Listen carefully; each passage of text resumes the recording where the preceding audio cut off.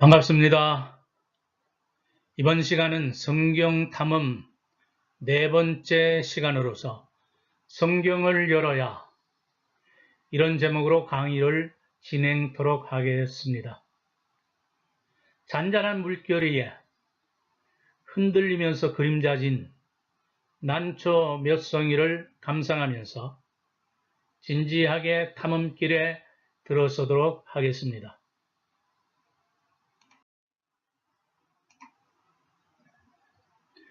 하나님을 알려면 우선적으로 성경을 열어야만 합니다.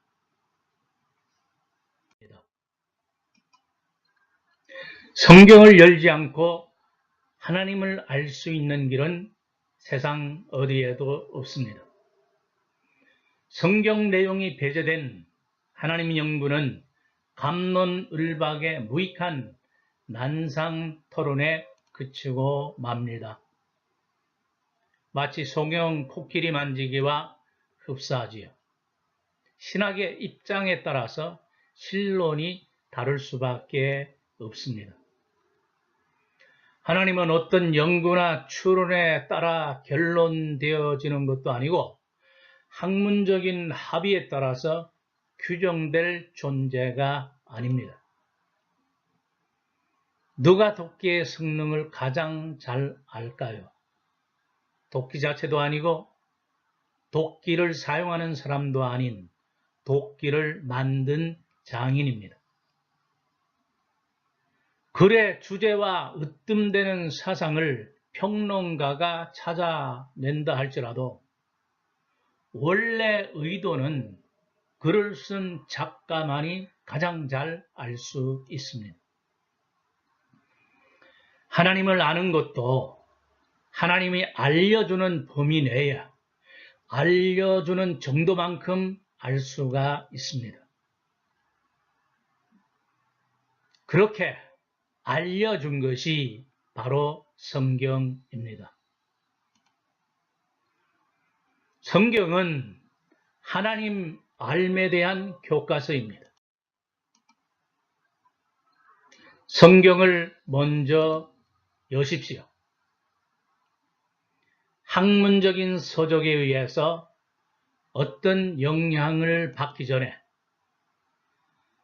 신학적인 입장이 신념으로 굳어지기 전에 학문적 경향에 따라 어느 한쪽으로 기울어지기 전에 하나님 존재에 대한 추상적인 이론에 들어가기 전에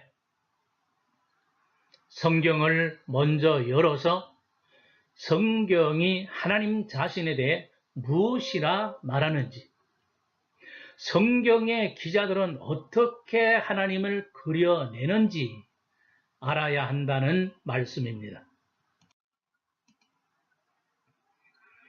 자신의 입장을 지지하기 위한 증거본문 정도로 성경 구조를 인용하는 것은 신성모독 행위와 다를 바 없습니다. 우리 주변에는 성경의 이해를 돕기 위해 성경을 소개하거나 설명하는 책들이 많이 있습니다.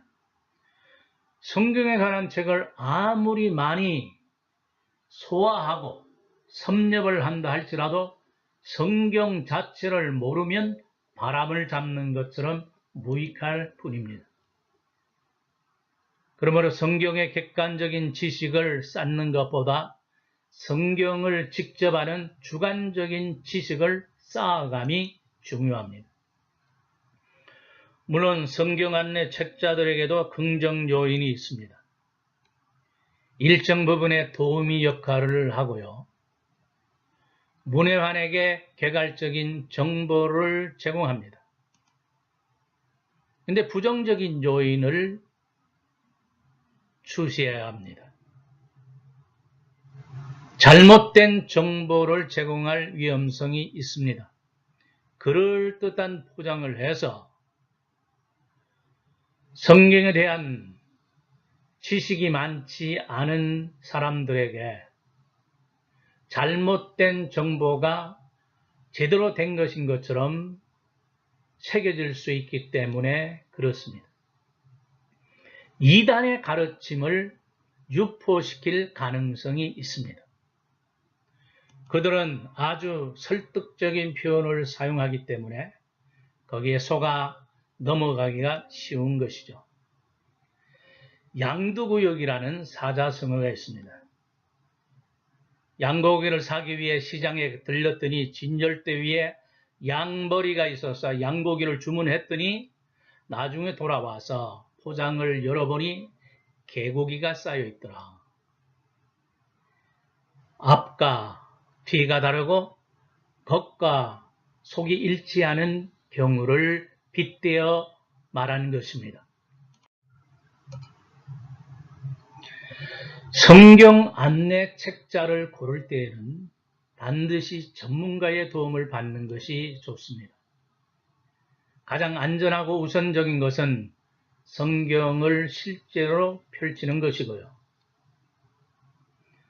성경의 원활한 보급으로 인해서 우리가 원하기만 하면 어떤 성경이든지 구하기가 쉽습니다. 전 세계 7,097개 언어 중에 쪽복음을 포함해서 이미 3,324개 언어로 번역이 되었습니다. 얼핏 보기에는 그래도 절반 정도가 아직도 성경을 접하지 못했구나 라고 생각하기 쉽지만 실제적으로는 이것은 숫자상의 표현일 뿐이고 거의 전 인류에게 성경이 보급되었다고 보는 것이 정확할 것입니다. 신구약 성경은 674개의 주요한 언어들로 신학은 1515개의 언어로 이미 번역이 되었습니다. 이것은 2017년 12월 말 현재로 세계성서공회연합회에서 제시한 통계입니다. 한글 성경이든 영어 성경이든 선호하는 역본을 취해야 합니다. 번역본을 한 번에 여러 취하면 전략상 지혜롭지 못합니다. 한 번에 한 번역본을 취하도록 하십시오. 한 번에 한 번역본, 그리고 필요시에는 다른 번역본들을 찾아서 대조하면 됩니다. 개인의 취향과 역량에 따라 다를 수는 있지만 요란한 시작은 금물입니다. 저는 개인적으로 영어는 NIV, 한글은 개역 한글, 그리고 필요시에 원어 성경이나 다른 번역본들을 적절하게 활용하고 있습니다. 성경은 하나님의 선언문입니다. 논단의 대상이 아니라 신앙의 대상이지요. 성경은 학문적인 추론의 결과물과 타협할 여지가 전혀 없습니다. 성경을 제대로 알려면 우선 성경을 펼치고 찬찬히 읽어가야 합니다. 신학이나 철학, 그리고 모든 학문이 성경의 한두 단어나 문장에서 비롯되었음을 우리는 압니다.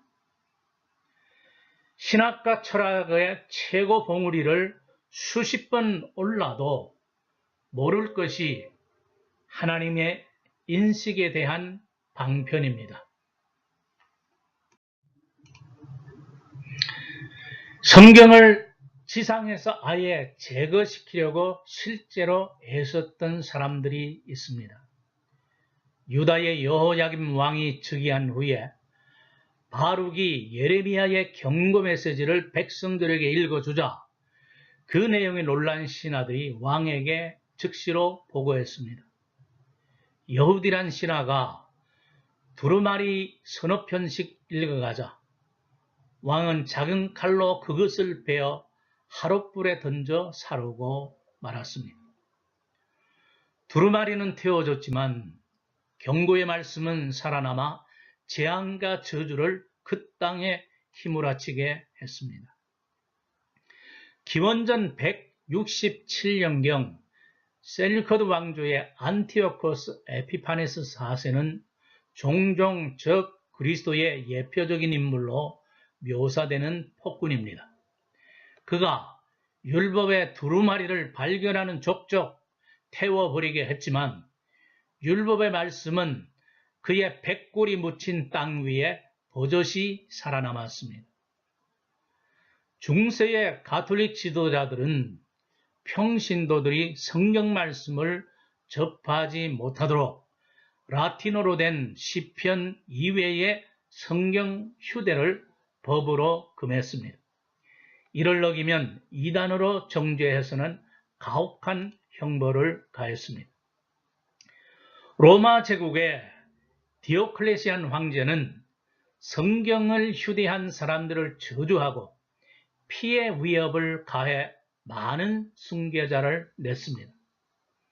그렇지만 그의 사후 10년도 되지 않아 기독교는 콘스탄틴 황제에 의해서 국교로 공인되어 성경이 로마 제국 전체를 지배하는 결과에 이르게 되었습니다.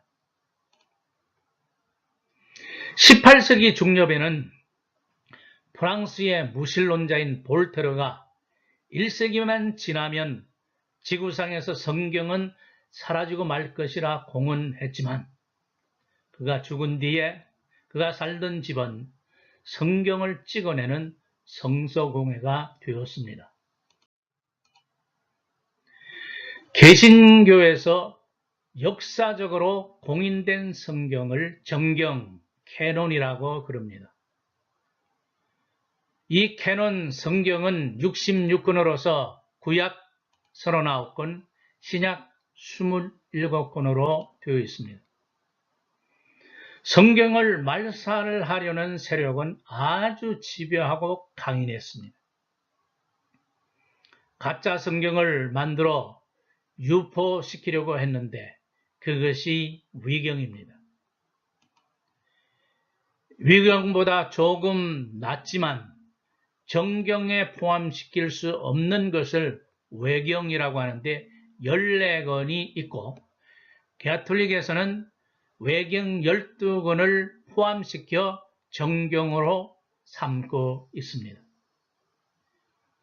위경에는 정경이 잘 다루지 않는 천사론이나 마귀론에 관한 자료가 풍부합니다. 외경은 위경과 함께 구약 마지막 성경 말라기와 신약이 시작되기 직전에 약 400년의 중간 시대가 있는데 그때 쓰여졌습니다.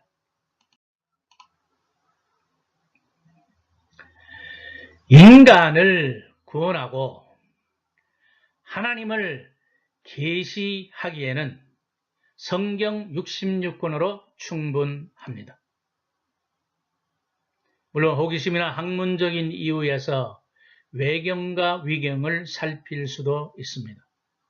그렇지만 66권에 집중하는 것이 시간적인 이유와 실제적인 유익에서 좋습니다.